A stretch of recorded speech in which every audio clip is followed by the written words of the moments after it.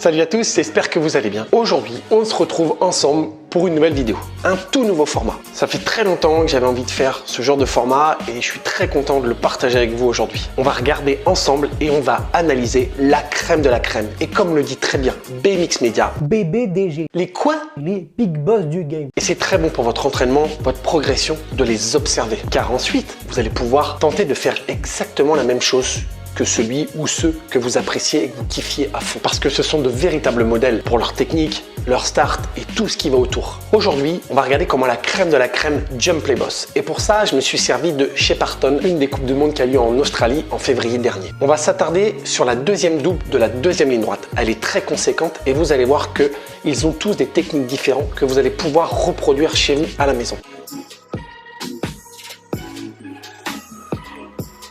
Bien, on va commencer par David Graf, le pilote suisse qui, dans cette séquence, est en bataille avec l'anglais Kyle Wild.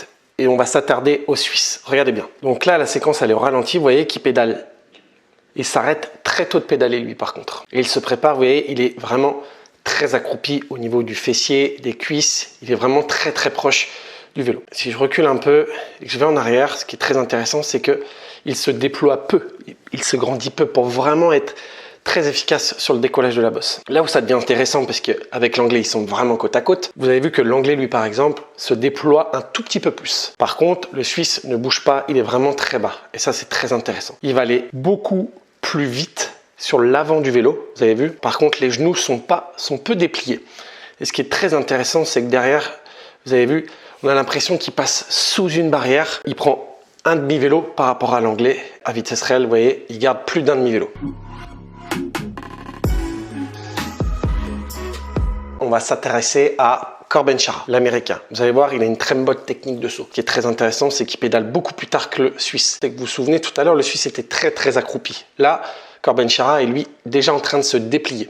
Par contre, très vite, il va venir compacter tout son corps sur le guidon et ça, c'est hyper intéressant.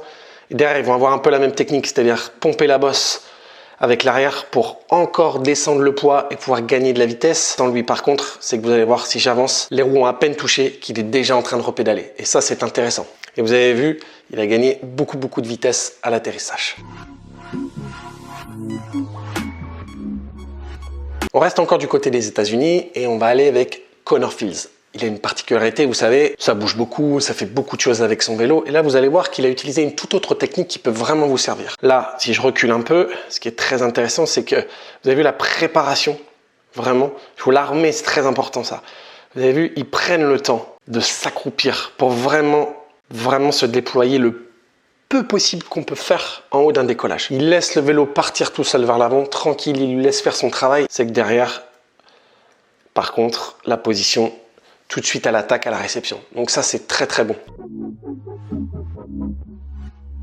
Maintenant, on va revenir sur la Suisse, mais pas avec David Graf, avec un pilote hyper stylé que vous connaissez bien, c'est Renaud Blanc, qui a fait parfois pas mal de coups d'éclat dans les Coupes du Monde et qui a fait des podiums il n'y a pas si longtemps que ça. Donc, pilote très intéressant et à surveiller techniquement, ça va vraiment vous aider. Là, on le voit, il est en plein milieu de la piste. Il est devant, Jérémy Rancurel à sa gauche. Très très tôt, quasiment entre la réception de la première bosse et le décollage de la deuxième, il est déjà en train de se préparer. Il est complètement accroupi, un peu comme David Graf, d'accord?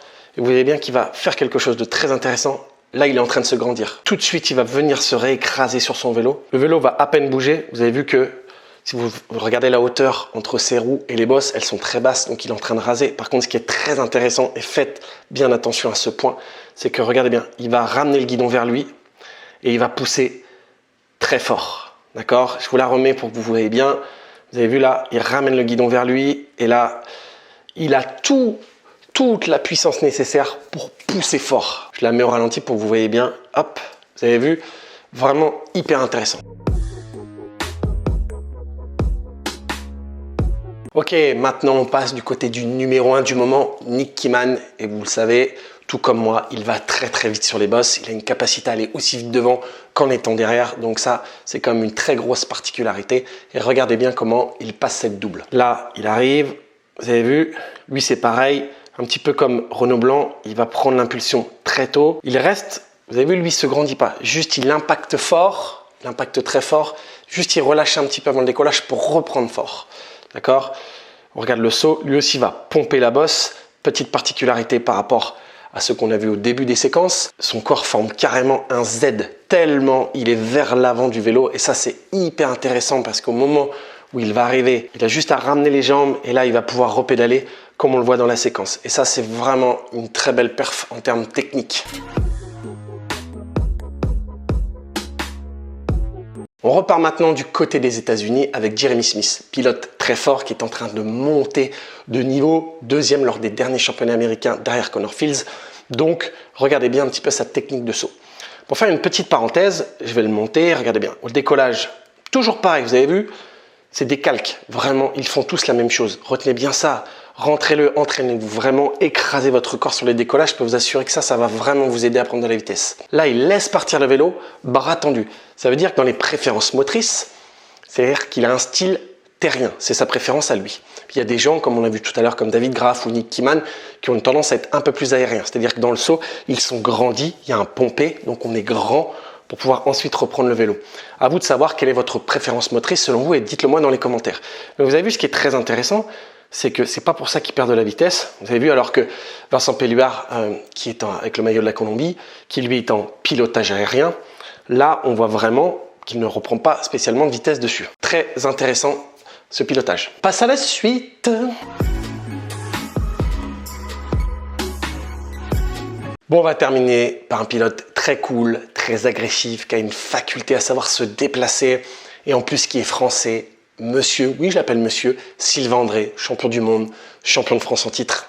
Vraiment, regardez bien ce qu'il fait. Et pourtant, dans cette demi-finale à Shepparton, il est derrière, il est dans le deuxième rideau après la première bosse. Comme tout le monde, très écrasé, sorti de décollage. Il va pomper fort la bosse. Vous avez vu, c'est assez fou parce que on a l'impression que là, il pourrait faire un cheval et pas du tout.